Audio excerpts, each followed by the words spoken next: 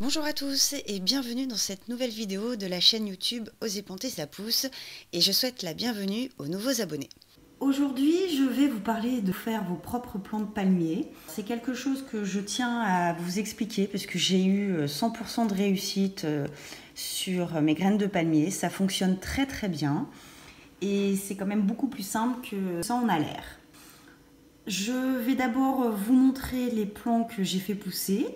Et ensuite, je vous expliquerai de manière très détaillée comment faire germer les graines et ensuite comment cultiver vos palmiers. Voilà les plants que j'ai réalisés il y a 2 ans et c'est exactement la même variété de graines. Ils ont environ une dizaine de feuilles chacun et ils mesurent à peu près 20 cm de hauteur.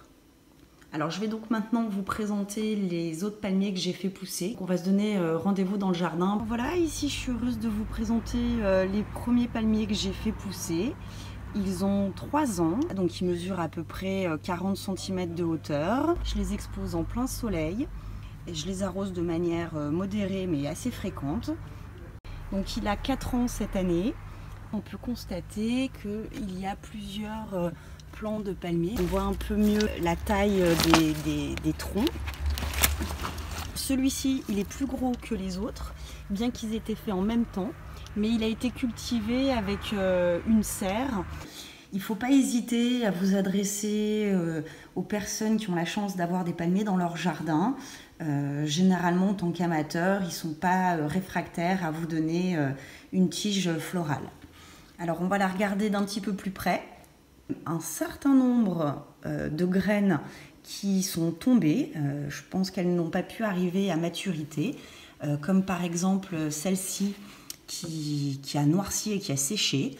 Je pense qu'elle a pris un petit coup de froid. Et quant aux autres graines, eh bien, elles sont extrêmement dodues, fermes, bien vertes, en tout cas en excellente santé et prêtes à être utilisées, prêtes à être germées. Je vous propose maintenant qu'on rentre dans le vif du sujet. Alors pour faire germer les graines, vous n'allez pas avoir besoin de grand chose au final. Uniquement d'un sachet de congélation en plastique et de terre. Donc sélectionnez les graines les plus grosses, les plus dodues et vous les arrachez de la hampe florale. Elles viennent assez facilement, hein. Elles sont fermes, donc vous ne risquez pas de les endommager. Voilà le type de graines qu'il n'est pas judicieux de prendre. On voit qu'elles sont un petit peu piquées. On va prendre sur une autre hampe florale, parce qu'il y en a des grosses ici. Alors ça, c'est un palmier qui a poussé sous nos latitudes dans la région lyonnaise, en extérieur, ce qui explique aussi pourquoi un certain nombre de graines n'est pas arrivé à maturité, contrairement à ce qui peut se passer notamment dans le Midi où les températures sont beaucoup plus adaptées et clémentes pour ce type d'arbres. Voilà, alors une fois que vous avez fait vos prélèvements, on va s'occuper de les faire germer. L'ayant déjà fait, j'estime qu'il n'est pas nécessaire de mettre les graines dans l'eau au préalable. Moi, je les mets directement dans la terre, dans le sachet de congélation. Alors, il faut savoir que pour faire germer vos graines, il y a 2 facteurs très importants, la chaleur et le taux d'hygrométrie. Certaines variétés de palmiers ne germent pas en deçà de 25 degrés. C'est pour ça que moi, je le fais au mois d'octobre. Comme ça, je vais les faire germer dans mon intérieur pendant l'hiver, à une température qui leur conviendra mieux. L'idéal étant aussi de les mettre proche d'une source de chaleur, comme une cheminée, un radiateur ou un poêle. Personnellement, j'ai un plancher chauffant, donc je les mets à même le sol. Voilà, donc vous remplissez votre sachet avec de la terre légère. Là, c'est de la terre pour plantes méditerranéennes. Voilà à peu près le volume qu'il faut mettre. Et vous plongez directement les graines dedans. Voilà. Et ensuite, on va donc humidifier la terre. Comme je vous le disais, c'est le deuxième facteur très important pour faire germer la graine, le taux d'hygrométrie. Il doit être suffisamment important, mais pas trop non plus, parce que sinon vous risquez de faire pourrir en fait vos graines. Donc vous l'humidifiez petit à petit, il vaut mieux en rajouter que trop en mettre. Si jamais vous en mettez trop, ben vous rajoutez simplement un petit peu de terre. Voilà. Et puis là, vous mélangez de façon à ce que l'humidité se répartisse bien sur l'ensemble de la terre. Alors les graines sont à faire germer dans le noir. Donc vous pouvez les mettre dans un placard ou mettre une couverture dessus. Je les mets dans ma salle de bain parce que c'est une pièce sans fenêtre. Voilà, et oui, en général, il fait quand même bien chaud, notamment l'hiver. On va fermer maintenant hermétiquement le sachet. Et on va voir l'humidité en fait qui se développe à l'intérieur du sachet avec les petites bulles qui vont se déposer donc sur le sachet plastique et qu'on peut déjà voir. Donc c'est à vous d'aller vérifier régulièrement. Vous avez bien un taux d'humidité suffisamment important. Et puis à défaut, il faudra en rajouter. Alors je vous conseille également de ne pas poser votre sachet comme ceci parce que ça fait trop de poids, mais de le poser voilà, à plat comme ceci.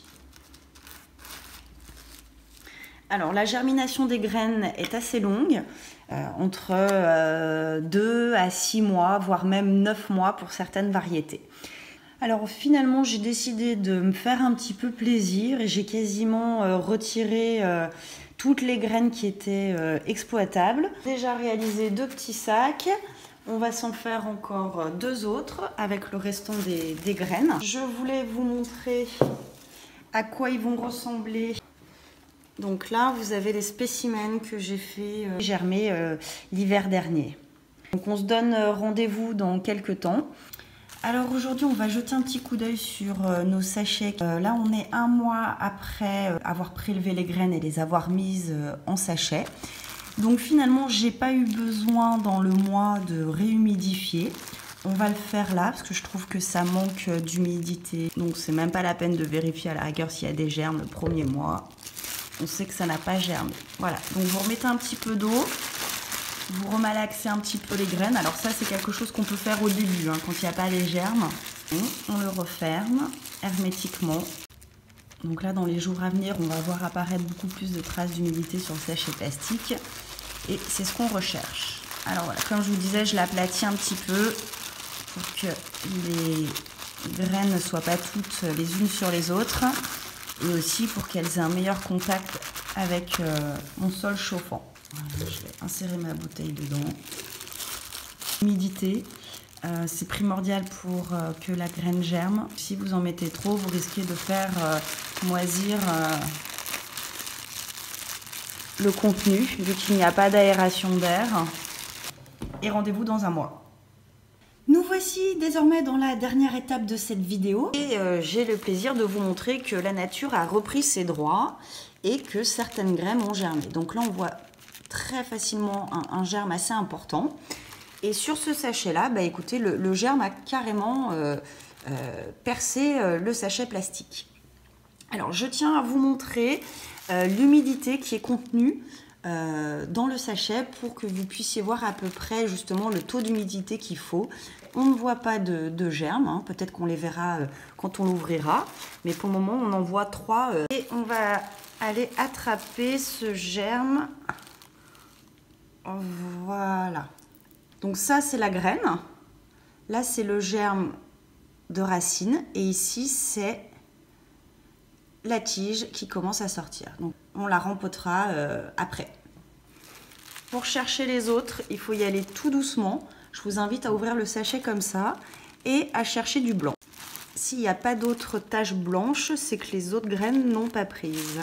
Donc dans ce cas-là, on referme tout simplement le sachet et on ira le reposer dans son lieu de germination, donc au noir et à la chaleur. Alors, on va peut-être pas s'occuper de ces deux-là sur la vidéo, hein, je le ferai à part toute seule. On va regarder celui-là. Alors, j'ai découvert ici un autre germe et en fait, je me rends compte que ça, c'est pas le germe, c'est la tige déjà qui pousse. Parce qu'il y a un petit peu de vert, donc pour moi, c'est pas un germe, c'est une tige. Et vu qu'en plus, elle est en hauteur, c'est forcément la tige, puisque de façon naturelle, le germe va chercher en fait la terre, donc est attiré par l'attraction terrestre dans la terre.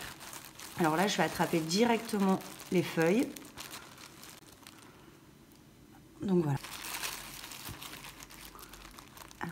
c'est un petit peu délicat à attraper quand même. Lui, je sais pas trop comment je vais faire pour l'attraper. Je crois que je vais être obligée de casser le sachet plastique.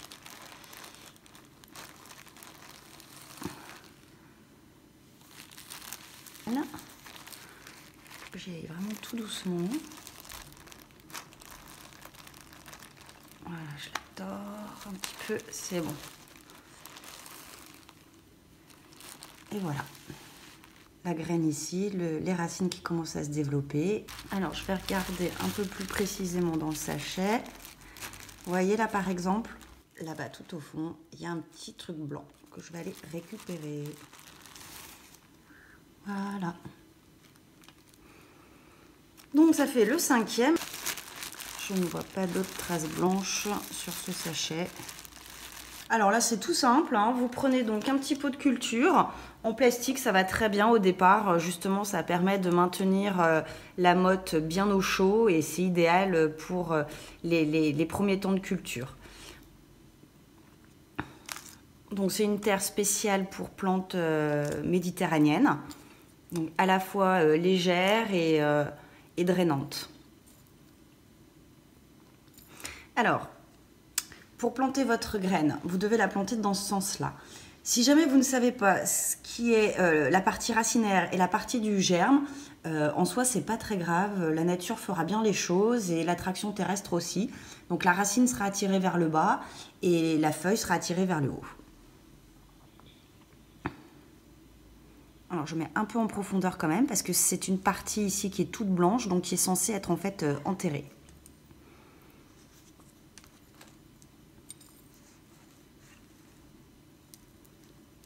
Alors pour la culture, nous sommes que mi-janvier, donc je vais évidemment les garder en intérieur. Je les sortirai au printemps, quand les températures vont commencer à être un peu plus clémentes. Et je vais les exposer directement en plein soleil.